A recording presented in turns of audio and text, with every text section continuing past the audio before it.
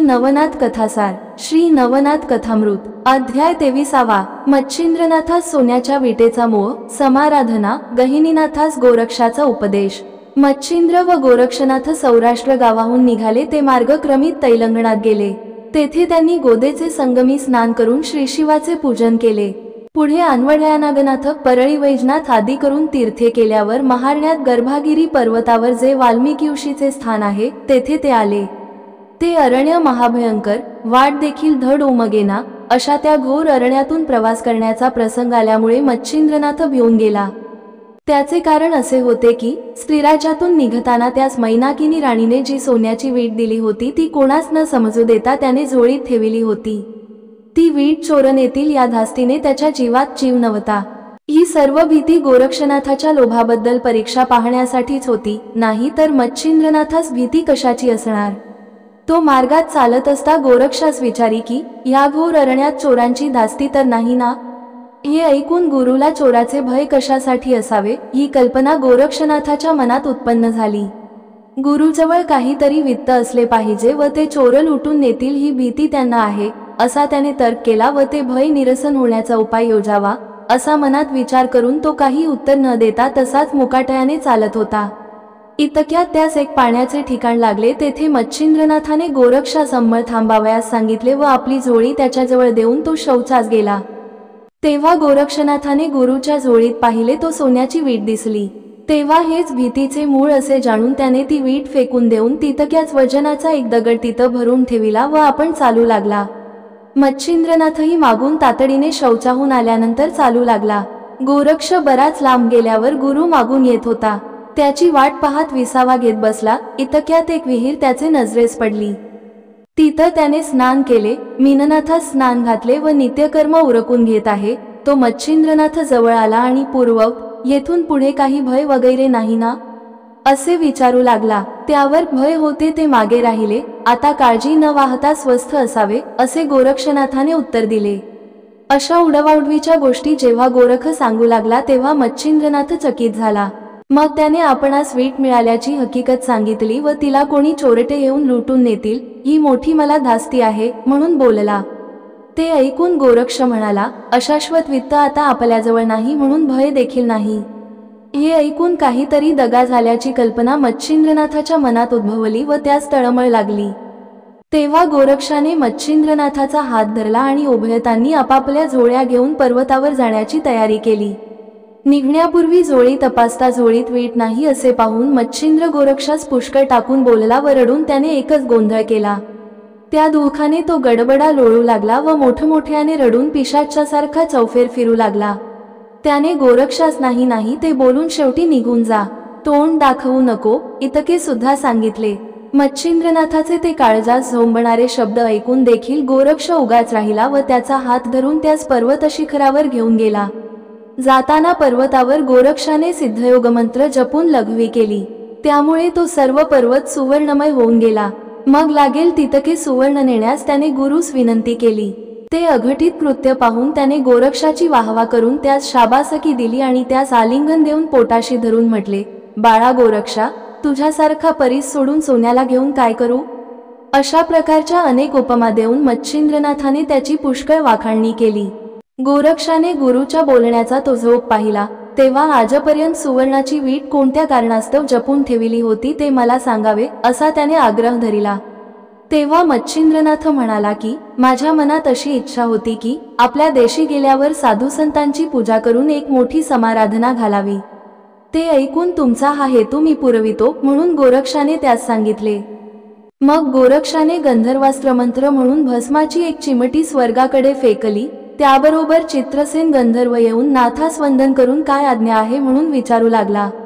तेव्हा गोरक्षाने सांगितले की आणखी काही गंधर्वांस बोलाव आणि त्यांना चौफेर पाठवून बैरागी, संन्यासी, जपी, तपी, संत, साधू, देव, गंधर्व, दानव, किन्नर या सर्वांस येथे आणावे, का की आम्हास एक टोलेजण जेवणावळ घालावयाची आहे। मग चित्रसेनाने 100 गंधर्व आणून जिकडे तिकडे पाठविले। ते गंधर्व पुष्कळांस आमंत्रण करून त्यांस घेऊन आले। नवनाथ, शुक्राचार्य, दत्तात्रेय, याज्ञवल्क्य, वसिष्ठ, वामदेव, कपिल, व्यास, पराशर, नारद, वाल्मिकी, आदी करून मुनिगण तेथे थोडक्याच वेळात येऊन पोहोचले। नंतर गोरक्षनाथाने मच्छिंद्रनाथास सांगितले की भोजन समारंभास पुष्कळ मंडळी जमली आहे, तरी तुमची मी मागे मार्गात टाकून दिलेली सोन्याची वीट आणून देतो, ती घेऊन समारंभ साजरा करावा। यावर मच्छिंद्रनाथाने त्याचे समाधान केले की बाळा, तुझ्यासारखा शिष्य असल्यावर मला यहकष्टीत सोन्याची वीट घेऊन काय करावयाची आहे। मग गोरक्ष म्हणाला, सर्व यथासांग होईल, पण हा सर्व आपल्या कृपेचा प्रताप, मजकडे काही नाही, असे बोलून त्याने चरणावर मस्तक ठेविले व मी सर्व व्यवस्था लावून बंदोबस्त करीतो, आपण काही काळजी न करिता स्वस्थ असावे असे सांगितले। नंतर त्याने अष्टसिद्धीस बोलावून त्यांच्याकडे स्वयंपाकाचे काम देऊन उंची उंची अनेक पक्वाने तयार करण्याची आज्ञा केली व बंदोबस्त नीट राहून काही एक न्यून न पडू देण्याची सक्त ताकीद दिली। मग त्याने एकंदर कामाची व्यवस्था लाविली व उत्सवाचा बंदोबस्त उत्तम प्रकारचा ठेविला।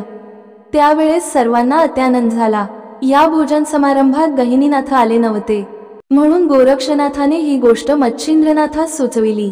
तेव्हा मधुब्राह्मणाकडे एका गंधर्वास पाठवून पुत्रासह त्यास घेऊन येण्यास सांग, म्हणजे तो त्यास आणील, असे मच्छिंद्रनाथाने गोरक्षास सांगितले। त्यावरून गोरक्षनाथाने चित्रसेन गंधर्वास सर्व वृत्तांत कळविला व त्याच्या अनुमतीने एक पत्र लिहविले। ते त्याने सुरोचन नामक गंधर्वाजवळ दिले। ते त्याने कनकगिरीस जाऊन त्या मधुब्राह्मणास दिले व इकडील सविस्तर मजकूर सांगितला। मग तो ब्राह्मण मोठ्या आनंदाने मुलास आणि गहिनीनाथास घेऊन निघाला। तो मजल दरमजल करीत करीत गर्भाद्री पर्वती येऊन पोहोचल्यावर त्याने गहिनीनाथास मच्छिंद्रनाथाच्या पायावर घातले। त्यावेळेस त्याचे वय 7 वर्षाचे होते। मच्छिंद्रनाथ मुलाचे मुके घेऊ लागला। त्यानंतर हा गहिनीनाथ करभजन नारायणाचा अवतार असल्याचे त्याने सर्वांस निवेदन केले। त्यावेळी शंकराने मच्छिंद्रनाथास सांगितले की आम्हास पुढे अवतार घ्यावयाचा आहे, त्यावेळी मी निवृत्ती या नावाने प्रसिद्धीस येईन व हा गहिनीनाथास अनुग्रह करील, यास्तव यास अनुग्रह देऊन सकल विद्यांमध्ये प्रवीण करावे। हे ऐकून मच्छिंद्रनाथाने गोरक्षनाथाकडून गहिनीनाथास लागलाच अनुग्रह देवविला। तसेच संपूर्ण देवांच्या समक्ष त्याच्या मस्तकावर आपला वरदहस्त ठेविला। हा समाराधनेचा समारंभ 1 महिनाभर सतत चालला होता।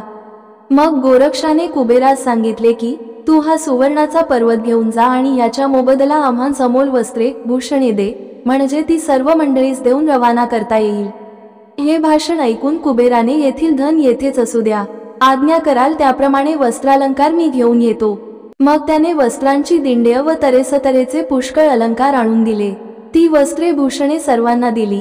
याचकांना द्रव्य देऊन त्या सर्वांच्या इच्छा तृप्त केल्या व मोठ्या सन्मानाने सर्वांची रवानगी करून दिली। समारंभ झाल्यावर उपरीक्ष वसुस्मागमे मीननाथास सिंहलद्वीपास त्याच्या तिलोत्तमा मातोश्रीकडे पाठवून दिले। त्याने मीननाथास तिलोत्तमेच्या स्वाधीन केले व मच्छिंद्रनाथाचा सारा वृत्तांत तिला सांगितला। तेव्हा मच्छिंद्रनाथाच्या भेटीची निराशा झाल्यामुळे तिच्या डोळ्यास पाणी आले। ते पाहून एक वेळ तुला मच्छिंद्रनाथ भेटेल, तू काही चिंता करू नको, असे सांगून उपरीक्षवासू आपल्या स्थानी गेला। मग ती मुलावर प्रीती करून आनंदाने राहिली। इकडे गर्भाद्री पर्वतावर गहिनीनाथास अभ्यास करविण्याकरिता गोरक्ष व मच्छिंद्रनाथ राहिले। उमाकातही तेथेच होते। त्या सुवर्ण पर्वतावर अदृशास्त्राची योजना करून कुबेर आपल्या स्थानी गेला। अदृशास्त्राच्या योगाने सुवर्णाचा वर्ण झाकून गेला, परंतु त्या पर्वतावर शंकर राहिले। ते अद्यापी तेथेच आहेत। त्यास म्हातारदेव असे म्हणतात। त्याच्या पश्चिमेस कानिफनाथ राहिला। त्याने त्या गावाचे नाव मढी असे ठेविले। त्याच्या दक्षिणेस मच्छिंद्रनाथाने वसती स्थान केले। त्याच्या पूर्वेस जालंधरनाथ राहिला। त्याच पर्वताच्या पलीकडे वडवानळ गावी नागनाथाने वस्ती केली।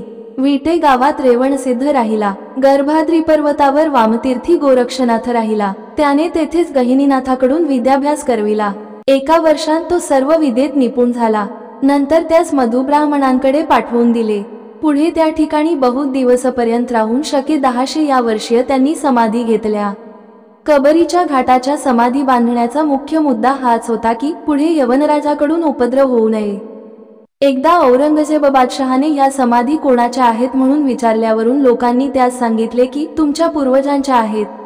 मठात कान्होबा, पर्वती, मच्छिंद्र, त्याच्या पूर्वेस जालंधर, त्याच्या पलीकडे गहिनीनाथ असे ऐकून त्याने ती नावे पालटून दुसरी ठेविली, ती अशी जानपीर असे नाव जालंधरास दिले।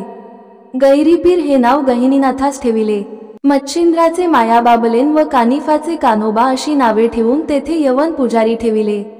कल्याण कलयुगी बाबा चैतन्य यांची समाधी होती, पण ते नाव बदलून राववागशर असे नाव ठेविले. गोरक्ष आपल्या आश्रमी सटव्यांस ठेवून तीर्थयात्रेस गेला.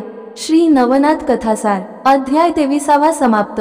ओम चैतन्य गोरक्षनाथाय नमः. ओम श्री नवनाथाय नमः.